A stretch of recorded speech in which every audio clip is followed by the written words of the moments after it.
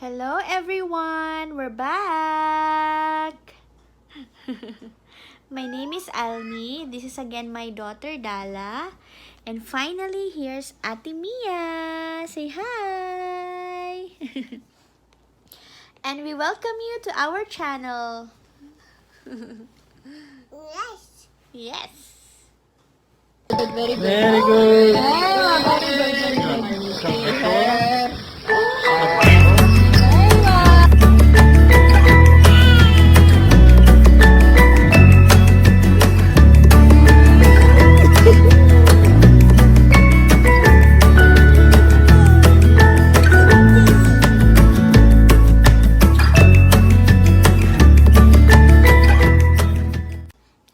So in my previous video, I told you that our next topic will be about breastfeeding while working, but I changed my mind.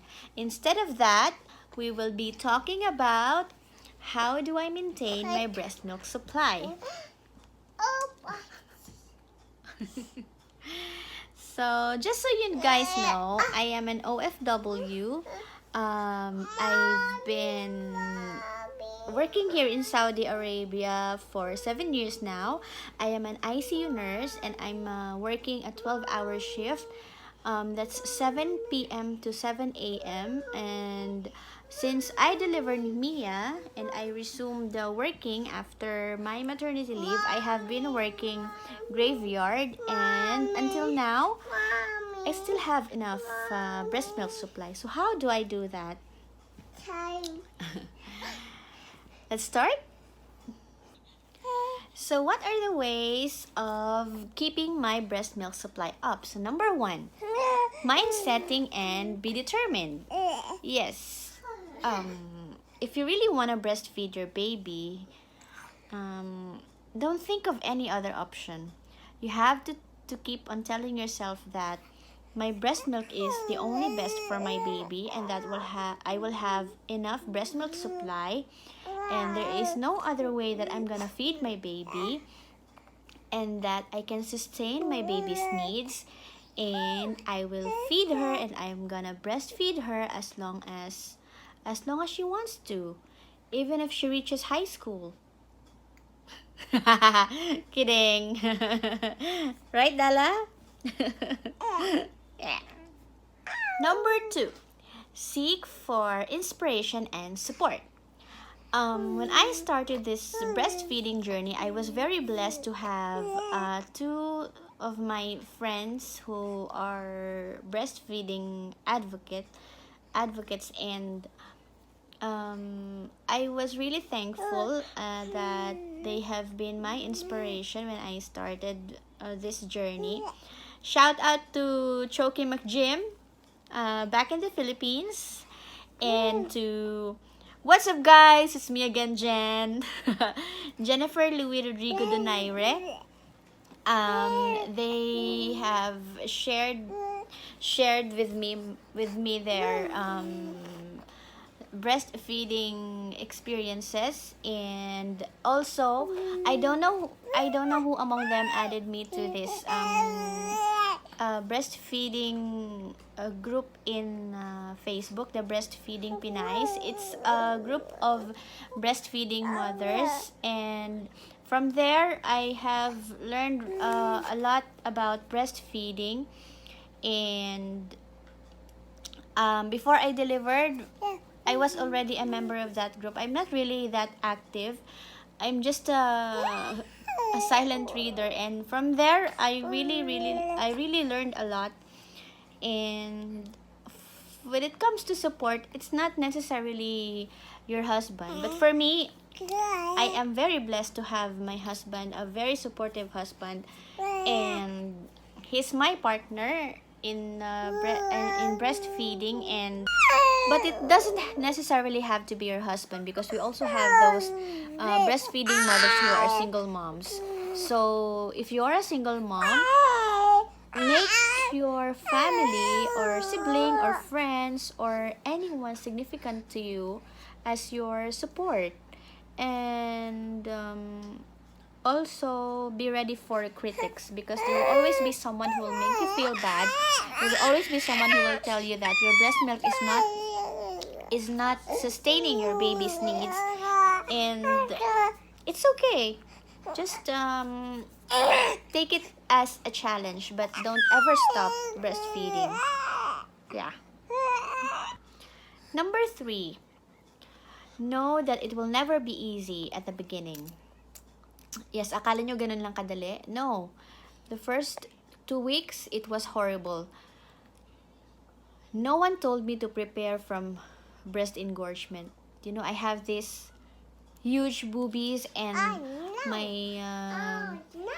my baby was still practicing to latch, and it was already leaking, and it's very, very painful. And of course, newborns won't consume a lot of milk because they also have tiny stomachs, so that wasn't really easy. And number 4, empty your breasts regularly. Whenever I'm at home, I don't have to pump because my baby is directly latching, and she empties my breasts every 3 to 4 hours. But whenever I'm at work, I am having my pumping session every 4 hours, 6 hours maximum if work is really, really busy. Number 5, drink a lot of fluids. I say fluids, and it's fluids in general, not necessarily water, because I still drink coffee and soda, but of course in moderation. Number 6, don't forget to take your iron and calcium supplements. Like for me, I am still taking my Feroglobin and my Osteocare. Yes, that's daily. Number 7, have oatmeal and malunggay in your diet. Yes, I don't know if it helps to other mothers, but those stuff really helped me to keep my breast milk supply up. I think so. Number 8, stay healthy. Always think positive. Always think of happy thoughts. Be kind. Be thankful. No matter how hard life is, always think that there will always be a reason to be grateful for. Number 9, and you should take this seriously. Avoid stress. It can be physical, emotional, or mental stress, but you should avoid stress. But we really cannot avoid stress, because stress is everywhere. Like for me, in my workplace, I am working in a fast-paced environment, so I really cannot avoid myself to be stressed out sometimes. So whenever I feel like I am already burned out, I just tell myself that this too shall pass. Remember that remember that stress is a big factor that can cause a significant decrease in your milk supply. And makwento ko lang, I have whenever I have decrease whenever I notice that I have decreased milk supply, I do this power pumping. If you don't know about this power pumping, well, Google is your friend, so ask him. The most important tip is that you need to pray. Pray for strength. Pray that you will always have enough breast milk supply. Yes, pray for everything. I remember our first night with Amelia. Oh my god, that was so horrible. Mia won't stop crying, and I don't know if she's hungry or what. She knows how to latch, but I don't know if I am giving her enough breast milk. And what I did was I just prayed that I am sustaining her, and that she will stop crying, and she did stop crying just before sunrise. Yeah, and also when I think that was the following day, she was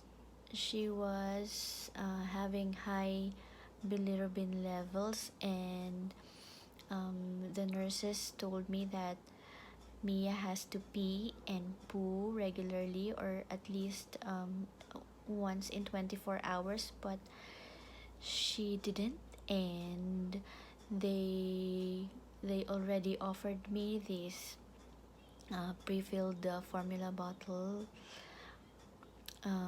milk, and um, I don't have, I don't know, but I accepted those bottles, but I didn't give it to Amelia because I was really praying that she will pee, or at least, yeah, at least pee.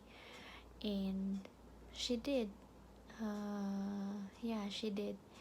And I was really thankful that I haven't given her that uh, formula milk, and I just believe believe that I will have enough breast milk supply. And also, um, after she was discharged, um, we were living in third floor that time, and there was no lift, and Mia was discharged with not really high but slightly elevated bilirubin levels, but the doctor allowed her to be discharged. Then she started to be yellowish because we have this what we call breastfeeding jaundice, but it's not really fatal. But um, um, what we did was, early morning we will go to Corniche to um, expose her to sunlight, because it will help to decrease the jaundice. And it was it wasn't easy because I am still enduring the pain from my episiotomy repair, because I delivered normal. And I just prayed for extra strength that I will endure the pain, and that Amelia be will be safe, and that she will be just fine. And she's really she's fine. Oh, and so I think this is the end of my video. um, Thank you for watching. Dala is already sleeping, so